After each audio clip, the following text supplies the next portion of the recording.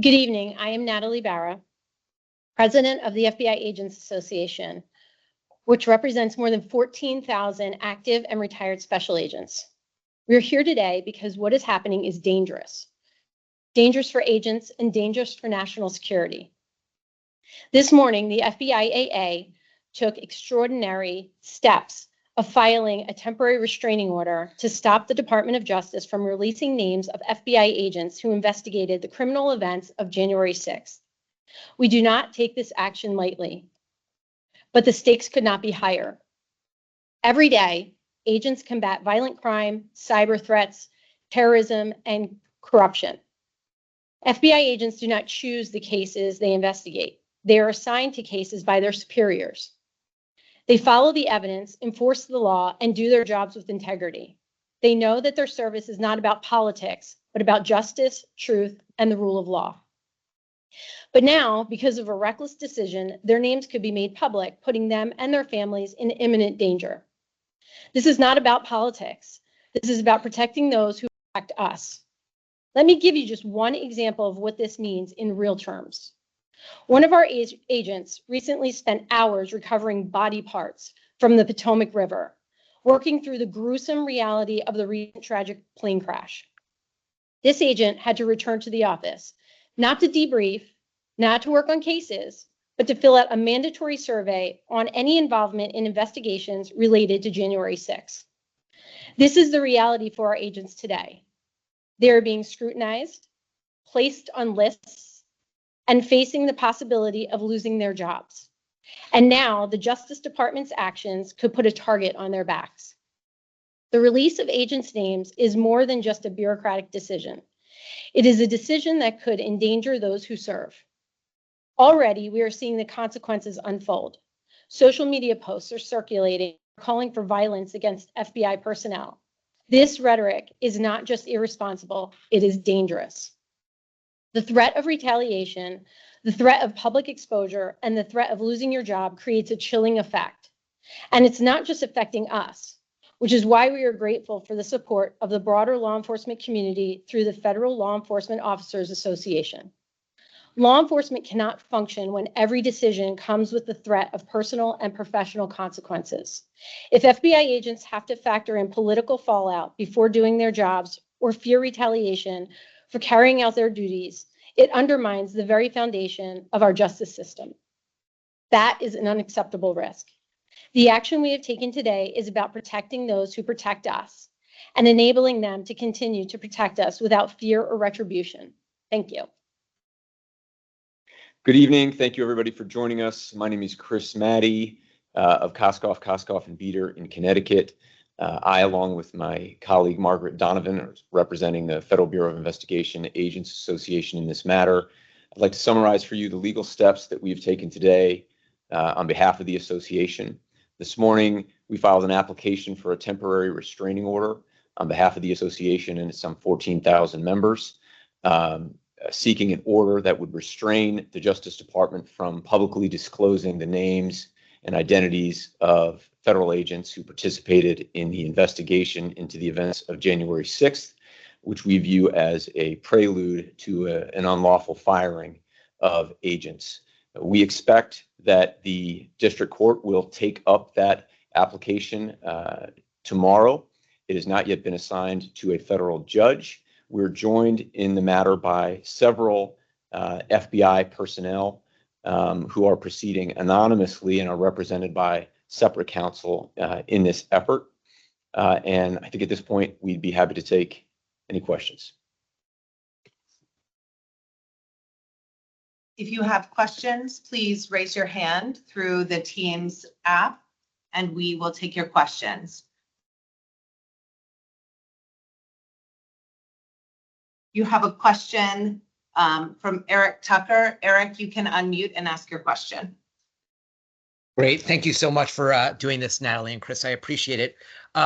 The memo on Friday from the Justice Department talked about seeking the names of agents who were involved in January 6 investigations. And there's a reference in the lawsuit to a desire that the Justice Department had for names of individuals basically in all of the Trump investigations. So can you talk a little bit about what was communicated internally to the Bureau from the Justice Department or from senior FBI leadership that led you to understand that this was broader than just January 6th?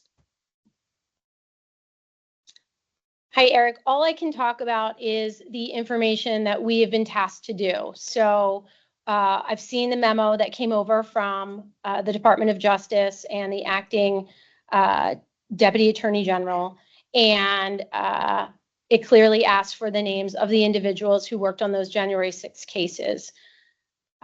We've seen the firings of the AUSAs that worked on those investigations. We've seen the ultimatums being posed to our senior leadership on what we call the 7th floor. So it was alarming to then be asked for a list of the agents that worked on that investigation. Okay, you have a question from Perry Stein. Perry, you can unmute and ask your question. Wonderful. Thank you for doing this. I'm just curious, there's been a lot of rumors going around. Are you guys aware of any agents in either the Mar-a-Lago case or the January 6 case who have been fired yet for their roles in these cases? No, I'm not aware of any agents that have been terminated yet in any of those investigations. Okay, you have a question from Andrew Goodsward. Andrew, you can unmute and ask your question. Thanks so much. There's been some reporting today that the list, that's referenced in this lawsuit was in fact handed over to the DOJ today, although names were not involved, but possibly employee ID numbers. Can you confirm that? And do you have any information on next steps now that that list might have been turned over? So I know that the deadline was today to provide that list to the Department of Justice. I was not privy to the information that was sent over, so I'm not aware if it was just employee ID numbers or names. I can only tell you that I know that the list was, the deadline for the list was today. You have a question from Chris Smith. Chris, you can unmute yourself and ask your question. Hi, thanks for talking today. What makes you think there's a high risk of names becoming public at some point?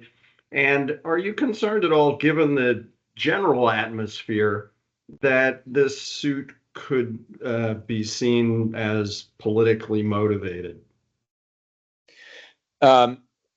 We think that there is a high risk that the identities of FBI agents who worked on these investigations would be publicly disclosed, in part because of the public comments that have been made by members of the administration that suggest that retribution is part of their objective here.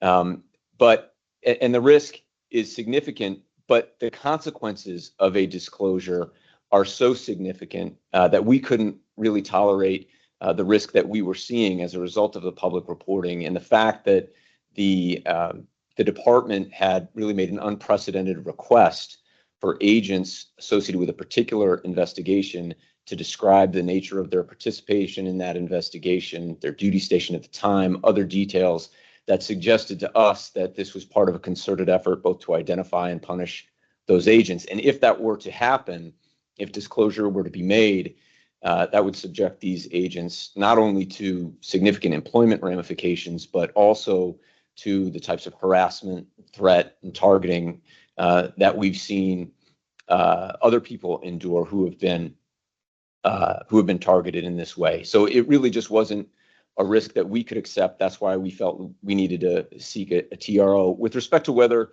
it can be seen as politically motivated, I can tell you that the association has no political leanings, no political objectives at all. Their only objective here is to protect their agents and to protect the Bureau. If these agents are identified and then as a result have their employment hampered or impeded or are terminated, that's not only going to affect them personally, it's going to compromise the Bureau's ability to carry out its mission. So there is no, from our perspective, political angle to this lawsuit at all. It's about public safety and national security and the protection of agents who have worked so hard to protect our country.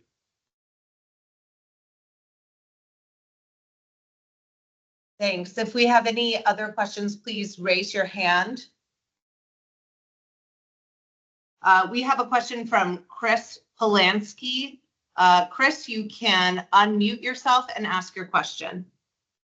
Hi, this question is for Attorney Maddie. How did you come to be involved in this case, and what made you take it on?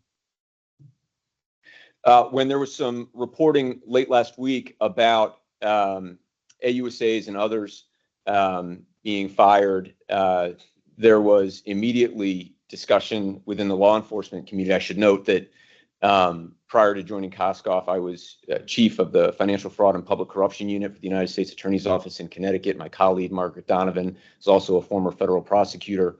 And so we started to become concerned at the possibility that FBI personnel would be either identified or purged in some way. And so we started having discussions with others who were similarly concerned. And we ended up speaking with leadership at the association. We felt that it was something that we could add value to. We felt very personally motivated to protect the agents who are members of the association. And that's how we got involved. And then over the course of a very long weekend and a very long 24 hours, we were able to put something together along with counsel for the co-plaintiffs here. And we're hopeful. You have a question from Josh Campbell. Josh, you can unmute yourself and ask your question. Great, thanks so much for doing this. Questions for the association. I'm curious, we had heard that some association members had been in contact with, the transition, the White House, just trying to take the temperature on what might be planned here, right? There's talk about possible retribution. And I'm curious, have you gotten any sense of what kind of the ultimate goal here, which employees might be targeted, and whether the larger Jan 6 investigation team, whether that's going to be narrowed down to actual specific personnel actions? I'm just curious if you've heard anything along those lines.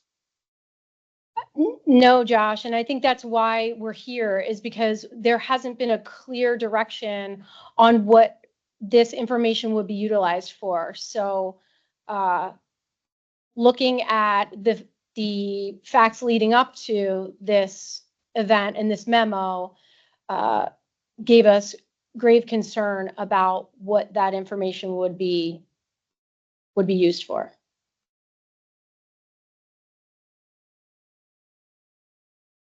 If we have other folks who have questions, feel free to raise your hand. I think we have time for just one or two more questions.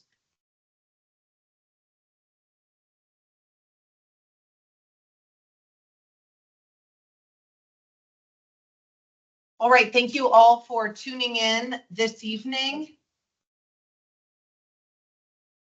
All right, Michael Kosnar, you got in under the radar. We'll take one more question. Let me let you unmute yourself so you can ask your question. Go ahead.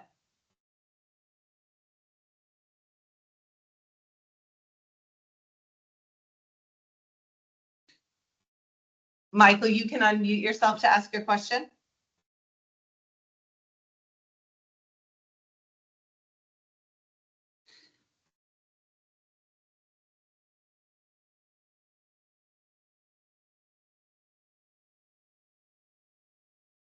All right, thank you all for joining us this evening. If you have other questions for Natalie or for Chris, you can certainly use the media advisory press contact information to follow up with us.